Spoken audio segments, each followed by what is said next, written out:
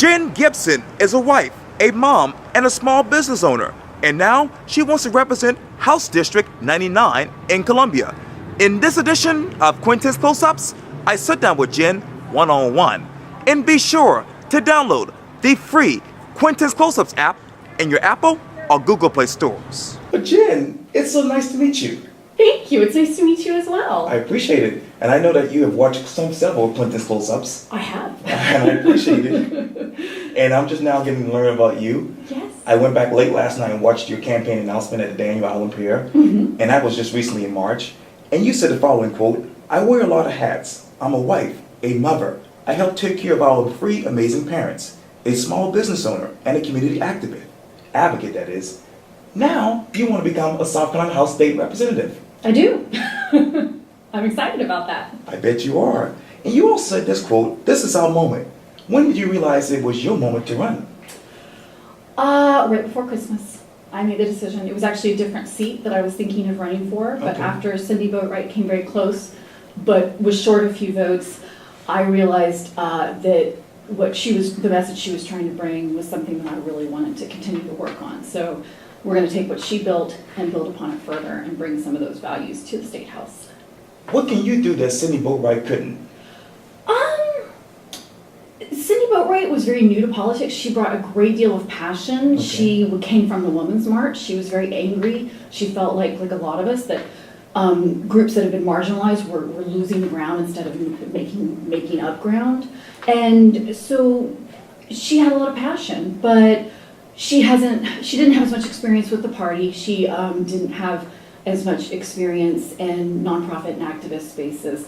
And so I think what she brought was passion. What I bring is probably a better understanding of the issues and some solutions. As a matter of fact, you talk about those issues. Let me go back to the campaign announcement video. You said this quote, "I don't want band-aids, I want a cure."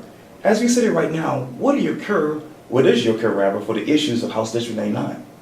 Well, right now, specifically about our district, Canyon Plantation is something we really need to have our eye on. Okay.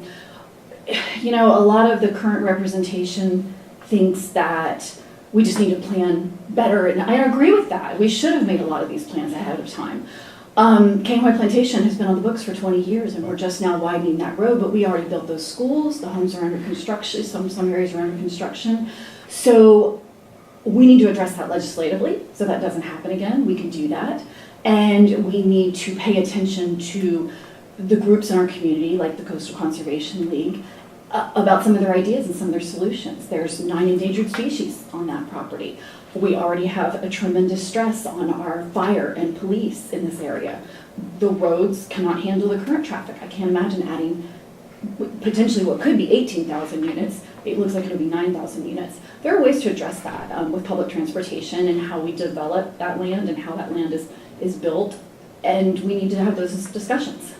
Jobs. You said this quote, "Right now, one in every 3 jobs in South Carolina pays less than $25,000 a year, and our per capita income is one of the lowest in the nation." Yes. Where are you emotional with that? So we don't have a job problem here. We have a wage problem. There are jobs. We are not training our kids through our school system to be ready to get those jobs, be it whether it's training from a technical standpoint or preparing them to go into the proper college programs where they can come back and have these high-paying jobs. So that's the first thing we need to do, and that starts in pre-K. That starts all the way in pre-K. So we need to do a better job of that, and then we need to do a better job in the 3rd grade. 2/3 of our kids don't read at grade level, and we know that after 3rd grade, kids are reading to learn, and if they can't read, they can't learn. So education really plays into the jobs discussion, and on top of that, we really tend to sell South Carolina as this land of cheap labor and corporate giveaways, and we need to recognize that we have amazing labor in South Carolina. We have great people in South Carolina. Let's not sell them short. Let's make sure that they're getting paid a livable wage and a fair day's pay for a fair day's work. Healthcare. You said this quote, "Right now, we're facing some of the highest healthcare costs in the nation. More than 500,000 South Carolinians do not have health insurance." Can't even talk today. But tell me, where are you emotional with that issue? So that one is very near and dear to my heart because I recently lost my father to pancreatic cancer. Thank you. And it was sad and it was hard. And we had a 9-month battle where he was basically in the hospital almost the entire time. And I got a glimpse at our story, and I met so many families struggling with it. And what I really realized was it was really different depending on if you were a have or a have not.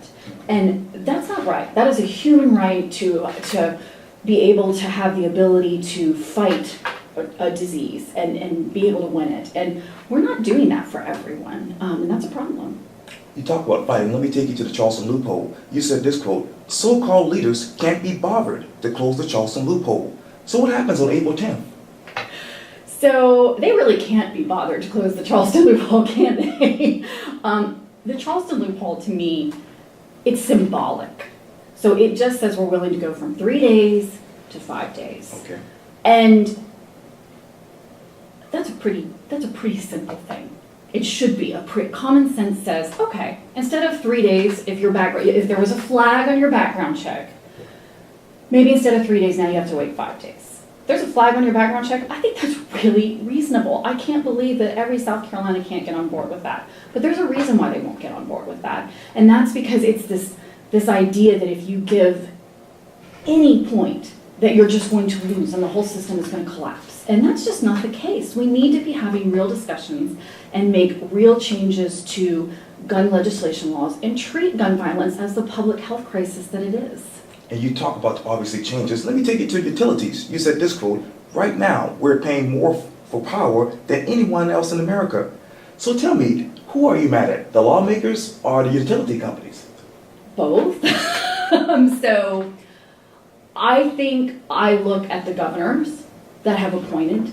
I look at the Senate Okay. that allow that to happen. They did not exercise their oversight. At the end of the day, we've had a Republican governor, we've had a Republican Senate. I hold them responsible. They had the ability to stop this. Now, that doesn't mean that those commissioners aren't complicit in this, and it certainly doesn't mean that the executives at SCANA and SCNG, and then of course at Santee Cooper, aren't responsible as well. And I do think that we need to be holding those people responsible. I'm excited to hear that we are investigating, and we do need to hold people accountable. We do need to look at some of these things. To me, rise to fraud in a criminal act. So that needs to be explored. Having said that, we need to be really careful, especially in the case of Santee Cooper with bankruptcy, because a lot of working families would be affected by that. And at the end of the day, we can't build our economy if we don't have power. Right now, we are limited sometimes with the factories that we can bring in by the power that we have available. So we need to make sure that we are meeting the energy needs of our businesses, and that we are protecting the working families that are most vulnerable from the repercussions of all of this. And so there's a lot of work to be done there. It's a complicated issue. Describe to me the following one word: offshore drilling. No. Firefighters' pensions. They need to be protected. Ethics reform. It's a joke right now. Let me take you back to you. You also said this, I believe towards the end of your campaign video, you basically said this, quote, "I'm not a politician. I'm a mom. I'm a mom, a wife. I'm a caregiver, a good neighbor. I'm a community advocate. I'm a small business owner. And as of right now, I'm a candidate for the District 99 seat in your South Carolina State House of Representatives." So if you were to be elected, what would you be known as? Someone who has walked in a lot of different roles of different people in South Carolina, and someone that is going to advocate for their interest and not the interest of lobbyists, not the interest of any company that I own. I've always been interested in politics, but my business has never had anything to do with it. And I don't think that there are a lot of people in the State House that can say the same thing. And let me take you back to you again, because this is home to College of Charleston. Yes, it's so neat to be on this campus. I'm so happy. Was this here when you were here? No, it's been a while. Yes, I walked in, I thought, wow, this is nice. Yeah, they built this in 2005. And I know that obviously you're a wife, you're a mom, but who else is Jen Gibson these days?